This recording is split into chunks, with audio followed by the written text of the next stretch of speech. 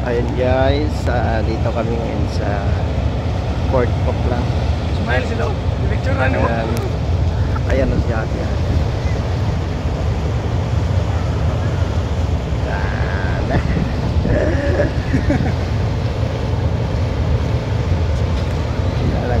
Baba yung mga girls. Oh.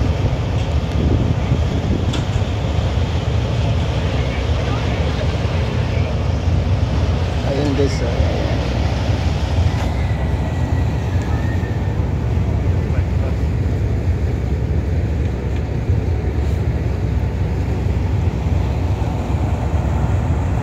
Yung mga ineng oh. Gagala ang mga ineng. Pasaan kaya? Ayan na, umalis na. Kanina pa siguro umandar yan ba?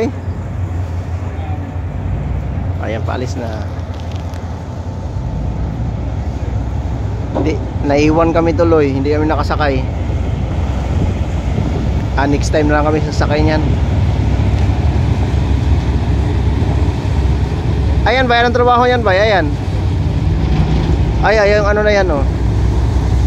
Tagaligpit lang ang tali. Wala ka mo apply ana diha bay nga na. Yung yan ning kuan ba? Wala ka mo apply? Masali ka nagkamadawat sa usa ka kuan. Klaro na kanya na. Hindi, basig namili lang to. Parihar na sila kuan. Basig namili lang to sila bay. Ayan, napalis na guys. Salan.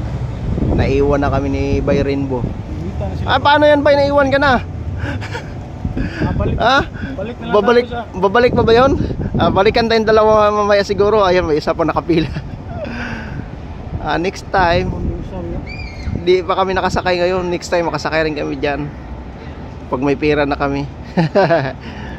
Mahal pa masahe, $3 lang ata.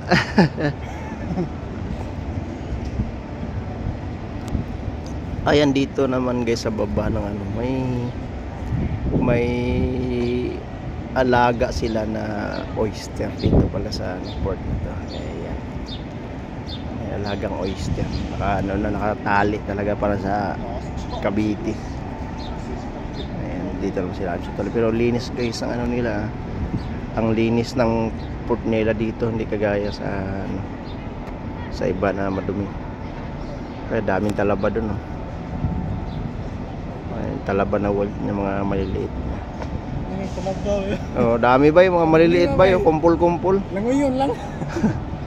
Kumpul-kumpulan ka sila eh. Ayan, sobrang ganda na. Ayan. Iba talaga marating ng bike. Ayan, yung bike ko. Ayan.